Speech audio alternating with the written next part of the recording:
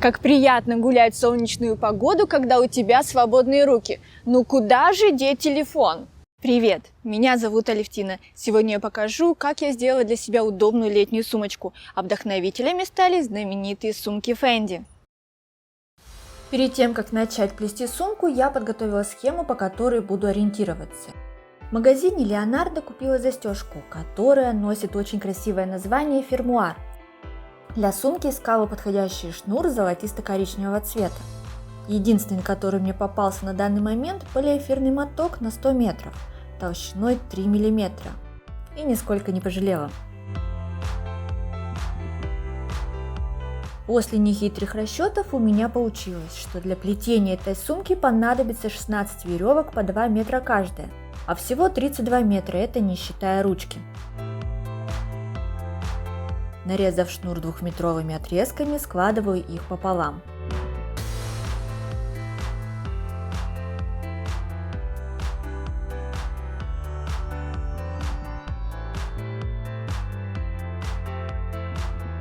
Середина этих веревок будет низ сумки. И чтобы не сбиться при плетении в длине, сшиваю веревки между собой. А далее вместе скрещивания завязываю узелок.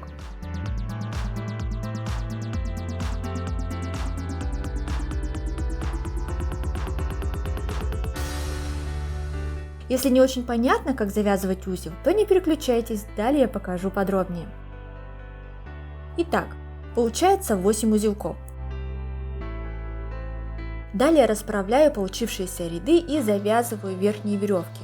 Узлы будут располагаться в шахматном порядке.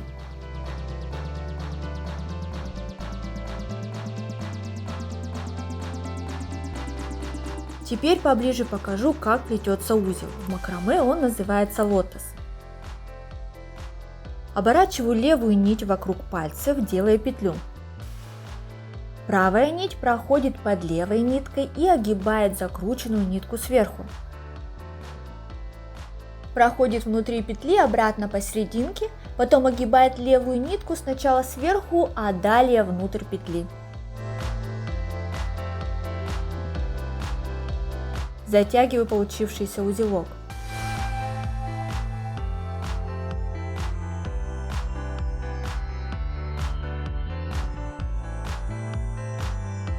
После того, как верхний ряд готов, приступаю к нижнему ряду.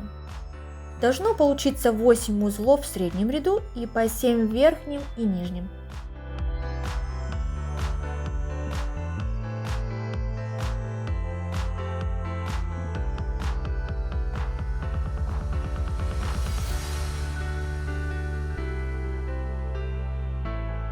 Предварительно вырезала по размеру будущей сумки кусок картона.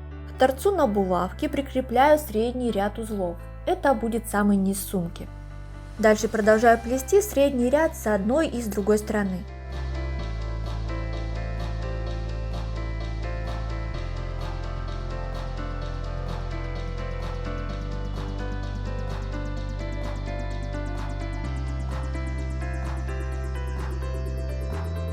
Свободные крайние веревки соединяю между собой.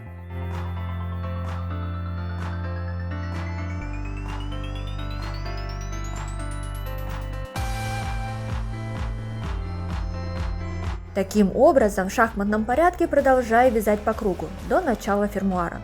Постепенно сумка начинает вырисовываться.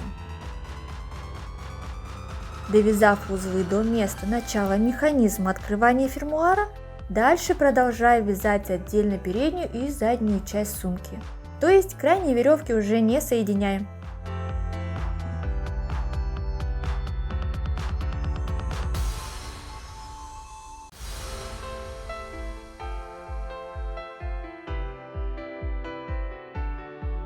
Прикладываю сам фермуар и проверяю по длине.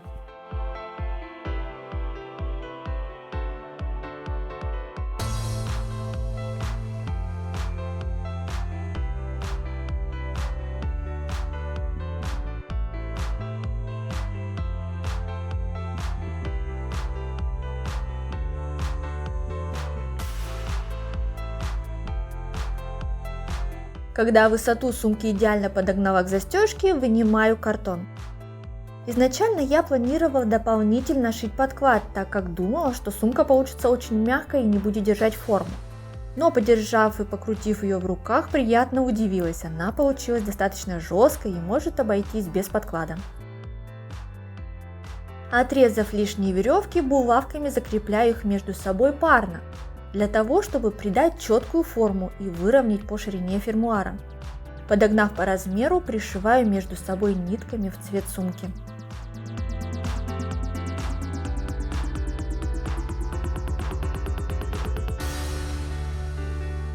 Начинаю оплетать ту часть, которая будет вклеиваться в сам фермуар. Отрезаю веревку длиной 2 метра 60 сантиметров и привязываю ее к самому краю, где будет находиться застежка. Оплетаю край петельным швом. С боковых частей в отверстие делаю 3 столбика, а в верхней части в отверстие завожу по 4 столбика. Обрезанные ранее веревки прячу вовнутрь оплетки.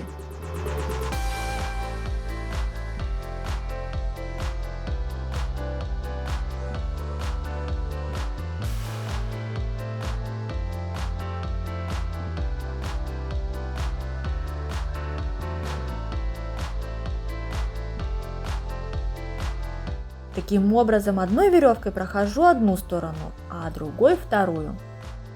Дойдя до краев, таким же петельным швом провязываю нижние 2 отверстия, по 2 столбика. Далее этой же ниткой провязываю все тем же петельным швом второй ряд, который будет крепить сумку к фермуару. Завожу крючок в каждую петельку, но пропуская петли, которые находятся под узелком, чтобы не получилось лишней ширины. Таким же образом поступаю и с другой стороны.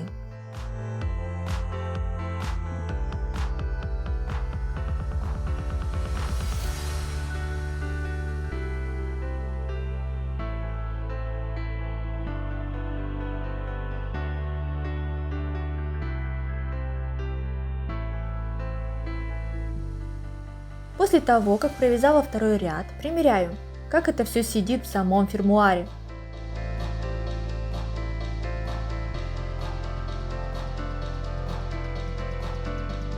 Результат меня устроил, пришиваю и отрезаю конец веревки.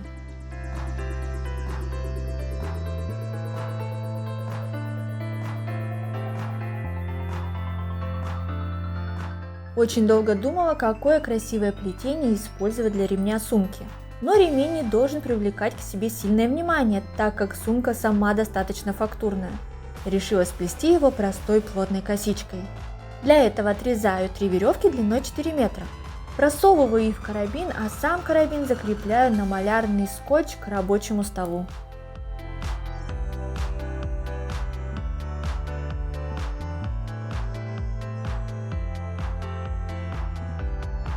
Когда сплела ремень до нужной длины, закрепляю край зажимом, чтобы он не распустился. Теперь стоит задача, как сделать места крепления карабинов одинаковыми.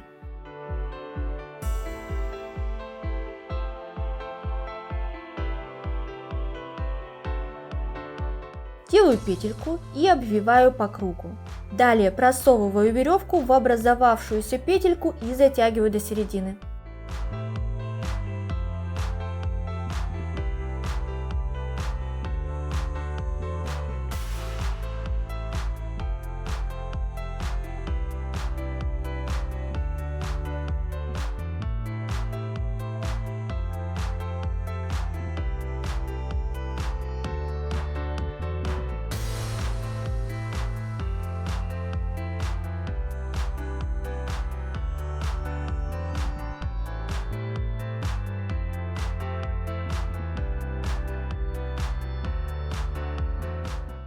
Оставшиеся кончики обрезаю ножницами и перехожу к другому концу ремня.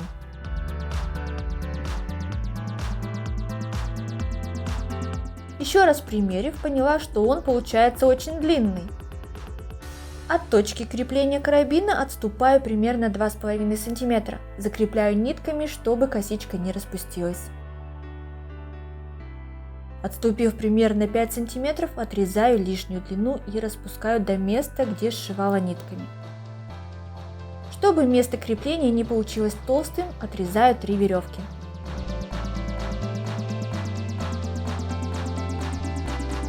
Продеваю карабин, крепко-накрепко пришиваю.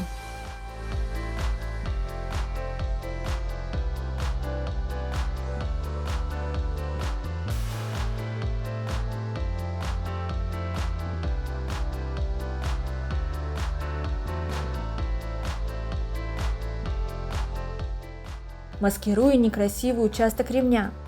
Туго оплетаю веревкой, просовываю конец в петельку и затягиваю.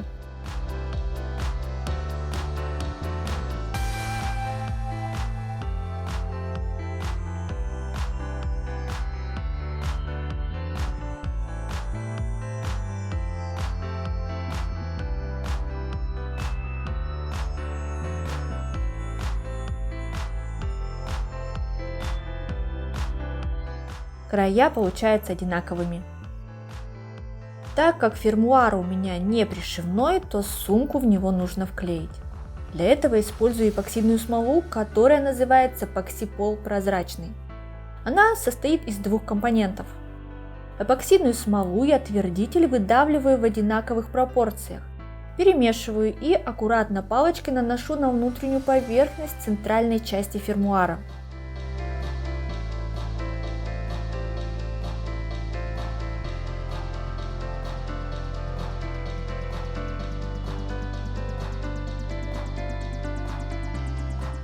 Салфеткой убираю излишки эпоксидной смолы.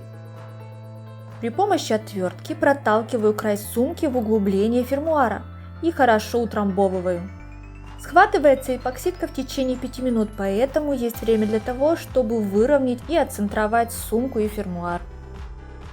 Где-то через полчаса, когда клей схватился, приклеиваю центр второй стороны сумки.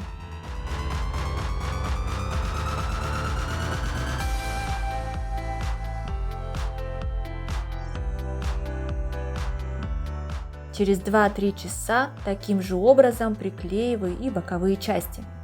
Если получилось так, что эпоксидная смола запачкала какие-то участки сумки или самого фермуара, то ее можно убрать при помощи спирта.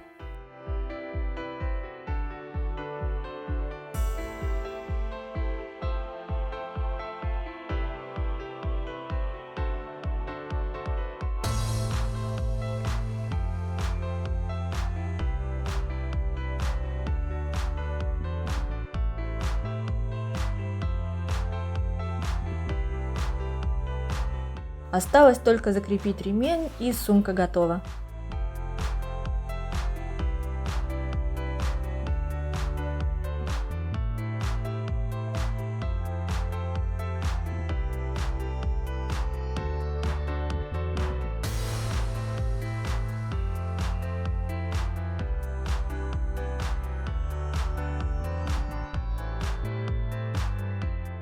Вдохновляйтесь, творите и создавайте. Пока!